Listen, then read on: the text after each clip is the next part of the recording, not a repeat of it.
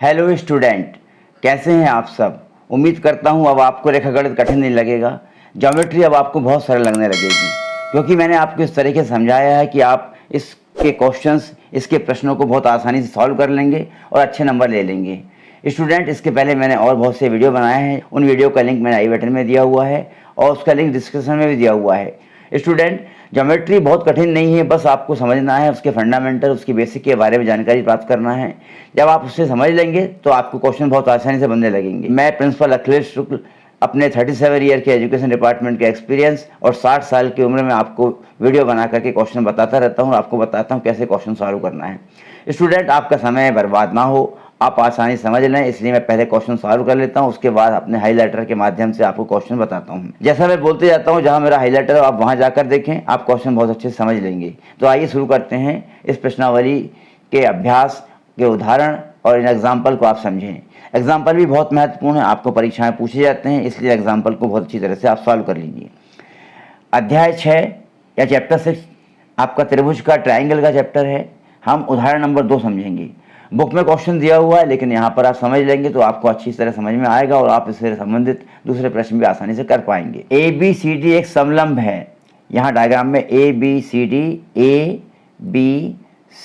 D एक समलंब दिया हुआ है, जिसमें ए बी समानांतर डी सी, ये ए बी भुजा जो दी हुई है ये डी सी भुजा के समानांतर है। असमांतर भुजाओं ए डी और बी सी पर क्रमशः ए डी और बी सी, ये ए डी ये भुजा, बी सी ये भुजा, BC पर क्रमशः बिंदु E और F, बिंदु ये E दिया हुआ है, ये बिंदु F दिया हुआ है, इस प्रकार है कि EF भुजा AB के समांतर है। EF कैसी है? ये EF भुजा जो है AB के समानांतर है। दर्शाइए कि AE upon ED equal to BF upon FC, ये आपको सिद्ध करना है। जब आप इस क्वेश्चन को करना चाहते हैं, करना शुरू करेंगे, तो सबसे पहले आप इस क्वेश्चन को समझें। A बी सी डी एक समलंब बना लेंगे। ए डी भुजा पर बिंदु ई ले लेंगे, बी सी भुजा पर बिंदु एफ ले लेंगे, ई और एफ को मिला देंगे। अब क्या करेंगे, आप ए और सी को जोड़ दीजिए। यहाँ पर दिया हुआ है ए और सी, आपको कहा गया है जोड़ दें। आप ए और सी को जोड़ दें। ये बिंदु ए दिया हुआ है, ये बिंदु सी दिया हुआ है, इस ए और सी को आप डॉटेड लाइन जोड़ दें। यह ई एफ को बिंदु जी पर काटेगा। ये बिंदु जी दिया हुआ है यहाँ पर, इस बिंदु जी पर ये जो है ई एफ भुजा को काटता है।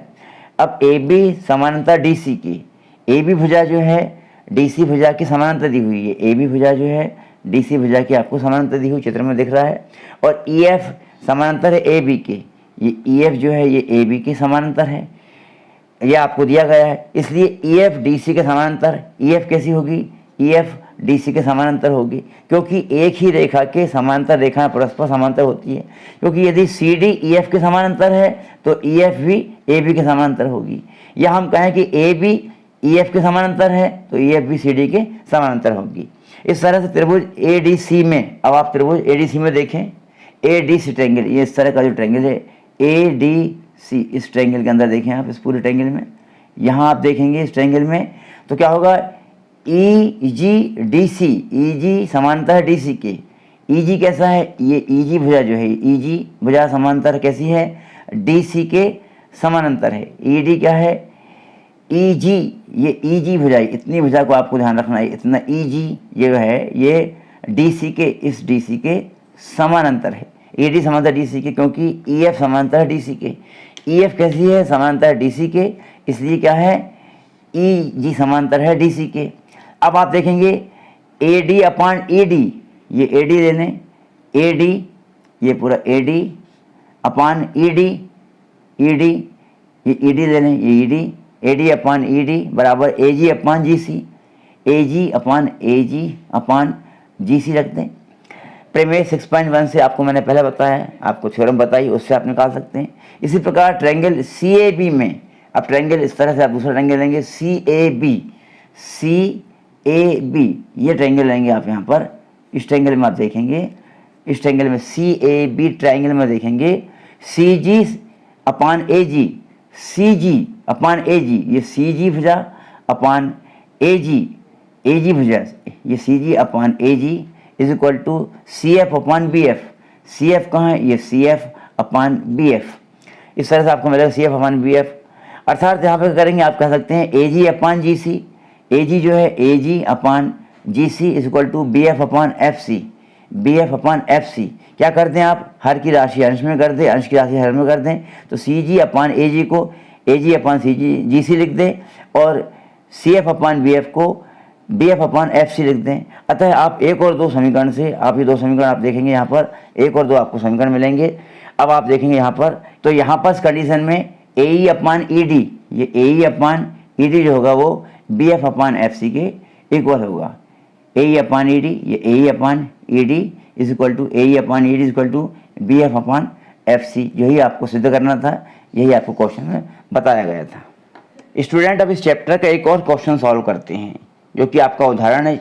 डायग्राम आपको दिया हुआ है यहाँ पर चित्र में, ये डायग्राम है, ट्रायंगल बना हुआ है P Q R, P Q R एक ट्रायंगल बना हुआ है। यहाँ पर P S upon S Q, P S upon S Q is equal to P T upon T R है, तथा एंगल पी एस टी जो है वो क्या पी आर क्यू के बराबर है। P S T P R Q के बराबर है।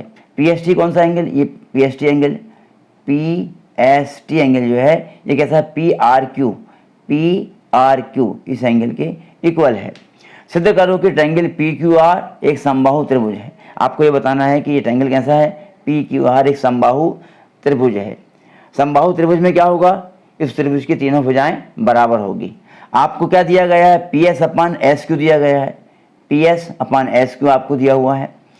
कैसा, P S upon S Q दिया हुआ है बराबर P T upon T are, P T upon T are ये आपको दिया हुआ है, क्वेश्चन में यहाँ पर बताया गया है, ये दिया हुआ है। अतः एस टी क्या है, क्यू आर के समानांतर है। एस टी कौन सी, ये एस टी जो भुजा है ये कैसी क्यू आर भुजा के समानांतर मिलेगी। प्रमेय 6.2 हमें देखा, इसलिए एंगल पी एस टी होगा। पी एस टी जो एंगल होगा, ये वाला एंगल पी एस टी जो होगा ये पी क्यू आर एंगल के बराबर होगा, संगत कोण होने के कारण से। जब संगत कोण बराबर होते हैं तो दिया क्या गया है, पी एस टी दिया गया है पी आर क्यू के बराबर।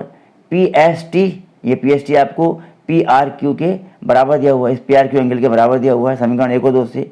अतः आप कह सकते हैं पी आर क्यू कैसा है, पी क्यू आर के इक्वल होगा 1 व 2 समीकरण से। इसलिए आप क्या करेंगे, P Q equal to P R, यानी इसका मतलब क्या हुआ, पी क्यू इक्वल टू क्या होगा, पी आर के बराबर होगा। पी क्यू जो होगा ये पी क्यू भुजा जो हुई है पी आर भुजा के बराबर होगी। एक समान कोण की संगत भुजाएं हैं, इस बराबर होंगी, अर्थात त्रिभुज पी क्यू आर जो है क्या है, समद्विबाहु त्रिभुज है। स्टूडेंट चैनल सब्सक्राइब करने के साथ साथ घंटी बटन दबाना ना भूलें, जिससे हमारी वीडियो आपको सबसे पहले मिल जाएं। और इस वीडियो को शेयर जरूर करें, लाइक करें। आपको कोई प्रॉब्लम हो तो मेरे कमेंट बॉक्स में दें। इस क्वेश्चन को, इनके आंसर्स को आप बुक में से देख लें, पढ़ लें। मैं जैसा समझा रहा हूँ उस तरह समझ करके इसको सॉल्व करने की कोशिश करें। अगले वीडियो में आपसे फिर मिलता हूँ, तब तक के लिए बाय बाय।